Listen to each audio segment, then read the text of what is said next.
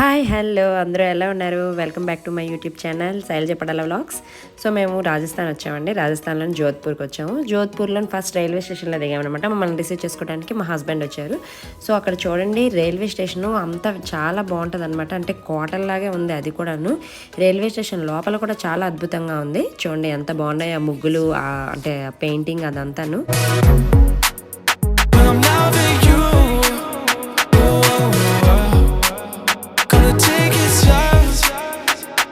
చక్కగా చిన్న చిన్న బొమ్మలే డ్యాన్స్ వేస్తున్నట్టు, జోధ్పూరి అంటే వేణు పట్టుకున్నట్టు చిన్న చిన్నవి చాలా చక్కగా అమర్చారనమాట. చాలా బాగుంది.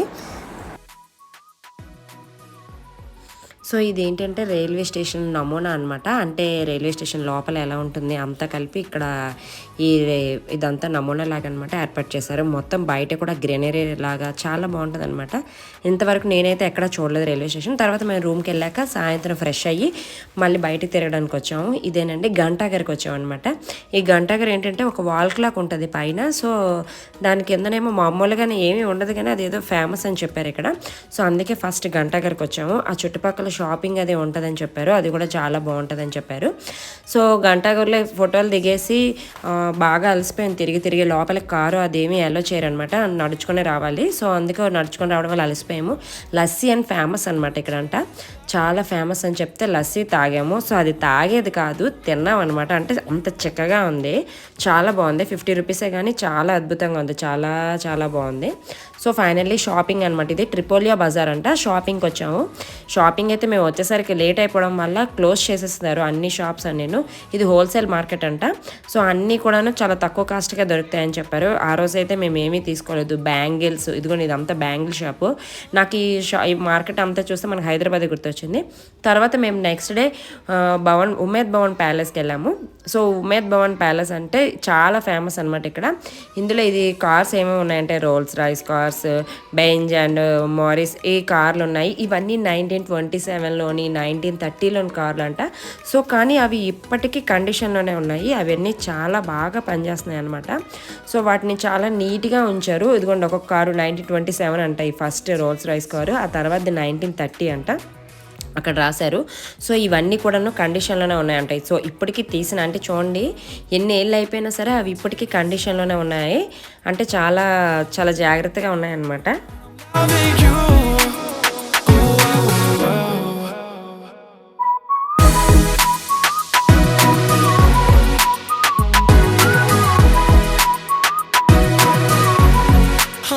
టోటల్ ఒక 5-6 కార్స్ ఉంటాయి అన్నమాట. అవన్నీను చాలా బాగున్నాయి. సో అలాగా ఒక 5-6 కార్స్ ఉన్నాయి. ఇవన్నీ కార్లు కూడాను. వీటన్నింటినీ రోజు డైలీ క్లీన్ చేయడం అన్నీ కూడా చేస్తున్నారు. చాలా నీట్గా అయితే ఉన్నాయి. అందరం కలిసి చూసి వచ్చాము. సో ఫారినర్స్ కూడా వచ్చారు, గైడ్లు కూడా ఉన్నారు. గైడ్ని పెట్టుకుని కూడా మనం చూపించుకోవచ్చు. అదే అంతా దాని తాలూకు ప్రత్యేకత ఏంటి అవన్నీ కూడా ఎక్స్ప్లెయిన్ చేస్తున్నారు. సో ఇదేంటంటే మార్నింగ్ నుంచి ఈవినింగ్ 6కి క్లోజ్ చేస్తారంటే మేము కరెక్ట్గా ఎడ్జ్లో వచ్చామన్నమాట. 5:15 ఇలా అయింది వచ్చేసరికి. సో మేము టికెట్ తీసుకొని కార్లు చూసుకొని లోపలికి వెళ్ళేసరికి 5:45 అయిపోయింది. కానీ ఎండ చూడండి మా మీద ఎలా పడుతుందో. ఆ సూర్యకిరణాలు అయితే సూర్యుడు మమ్మల్ని చూసి కన్ను కొడుతున్నట్టుంది, అంతలా ఎండ పడుతుంది అనమాట. సో అంటే ఏంటంటే రాజస్థాన్లోన, గుజరాత్లో, బరోడాలో ఏంటంటే 8 వరకు చీకటి అవ్వదు సమ్మర్లో మాత్రం. సో 8 వరకు చీకటి అవ్వకుండా వెలుతురుగానే ఉంటుంది. సో అందుకనే చాలా వెలుతురుగా ఉంది. 6 o'clock వచ్చినా సరే లోపల చాలా వెలుతురుగా ఉంది. సో ఈ భవన్ అదే ఈ ఉమేద్ భవన్ ప్యాలెస్ ఏంటి అంటే 3 పార్ట్స్గా ఉంటుంది అనమాట. ఒకటి ఏంటంటే విజిటర్స్ చూడడానికి, 2 హోటల్ కూడా ఉంది. దీన్ని తాజ్ వాళ్ళు అంట నిర్వహిస్తున్నారంట. సో మిగతా పార్ట్లో ఏంటంటే ఇప్పటికీ రాజు కుటుంబీకులు ఉన్నారంట, అందులోనే ఉన్నారంట. సో అటైతే మాకు అలో చేయలేదు. సో విజిటర్స్కి అలో చేయడానికి అన్నట్టు ఒక పార్ట్ ఉంటుంది అనమాట. సో ఇదిగోండి ఇలా వెళ్తున్నాం మేము లోపలికి. వెళ్ళగానే మన రాజుగారి ఫోటో ఉంటుంది అనమాట. ఇది 1943లో ఎప్పుడో ఓపెన్ అయిందని చెప్పారు. సో 43లో ఓపెన్ అప్పటి నుంచి ఇప్పటికీ బాగా మెయింటైన్ చేస్తున్నారు. సో ఇప్పటికీ రాజు కుటుంబీకులు ఇందులో ఉన్నారంట, ఆ సైడ్ పార్ట్లో ఉన్నారేమో. సో ఒక్కొక్క ఈ పైన అవన్నీ కట్టడం చూడండి ఎంతో అద్భుతంగా ఉంది. దీనికి కూడా స్టోరీ ఉంది. అప్పట్లో కరువు వచ్చిందంట. సో జోధ్పూర్లో కరువు రావడం వల్ల సో ప్రజల్ని కోసం, అంటే ప్రజలకి వెసులుబాటు కల్పించడం కోసమని ఈ భవనం నిర్మించారని చెప్పారు. సో ఇదిగోండి ఈ ఫోటోలన్నీ రాజుగారి ఫోటోలు.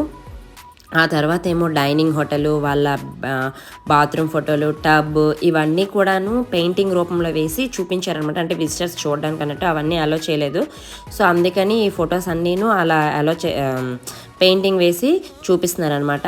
చాలా చాలా బాగున్నాయి. ఇదేంటంటే రాజుగారి గొప్పతనం ఏంటి, రాజుగారు ఏమేమి చేశారు అని అతని కోసం అంతా అక్కడ రాసి ఉందన్నమాట.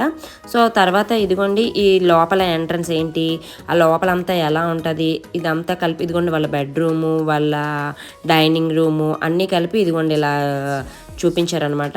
సో తర్వాత ఈ భవనం మొత్తం నిర్మాణము, సో భవనం కన్స్ట్రక్షన్ ముందు అవుతుంది కదా, అయ్యేటప్పుడు ఎలాంటి ఇదిగోండి కన్స్ట్రక్షన్ జరిగే ఫొటోస్ పెట్టారు.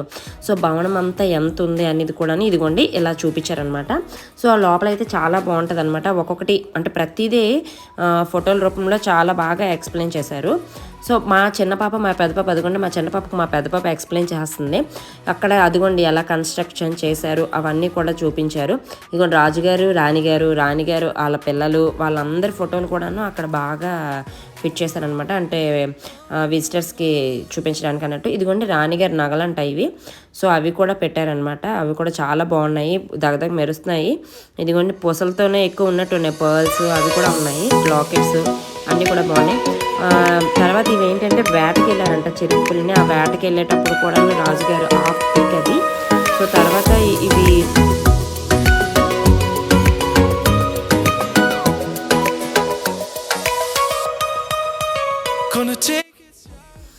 ఇవైతే చూడండి, ఇవి డైనింగ్ రూమ్లో ఉన్న వాళ్ళు యూస్ చేసే ప్లేట్స్ అవన్నీ కూడా ఉన్నాయి. సో ఇవన్నీ గాజుతో సంబంధించినవన్నీ వాళ్ళు యూస్ చేసే, రాజుగారు యూస్ చేసేవి అన్నీ కూడాను అమర్చారు బాగాను. ఇదేంటంటే వాళ్ళ డైనింగ్ రూమ్ అంట, డైనింగ్ టేబుల్. ఆ డైనింగ్ టేబుల్ మీద ఉన్న వస్తువులు అన్నీ కూడా అమర్చారు, చాలా బాగా అమర్చారు. సో ఇది ఏంటంటే ఎవరైనా గెస్ట్ వచ్చి మాట్లాడేటప్పుడు యూస్ చేసే చైర్స్ అవన్నీ అంటే అప్పట్లో వచ్చిన గిఫ్ట్లు అంట. సో ఇది లోపల ఇదిగోండి రాజుగారి భవనం అయితే ఇదిగోండి ఎంత బాగుంది. అప్పుడు బిందెలు చూసారు, అప్పట్లో వాళ్ళు వాడే బిందెలు అవన్నీ కూడాను చాలా బాగా అమర్చారు, చాలా బాగుంది. ఇదిగోండి రాజుగారు, రాణిగారు పక్కనే ఫోటోలో చాలా అద్భుతంగా తీసుకున్నారనమాట, చాలా బాగుంది. ఆ తర్వాత అలా బయటికి రాగానే మా చిన్నపాప చూడండి అలా ఫోజులిస్తుందా, అటు నుంచి ఇటు నుంచి అటు పద అని చెప్తున్నా సరే అలా ఫోజులిస్తూ ఉంది. సో అలా బయటికి రాగానే బయట ఇదేంటంటే చాలా కొండపైన ఉన్నట్టు ఈ భవనం నిర్మించారనమాట.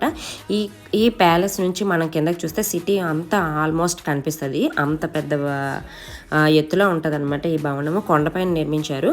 సో ఇదిగోండి ఈ సిటీ అంతా కనిపిస్తుంది అనమాట పక్క నుంచి.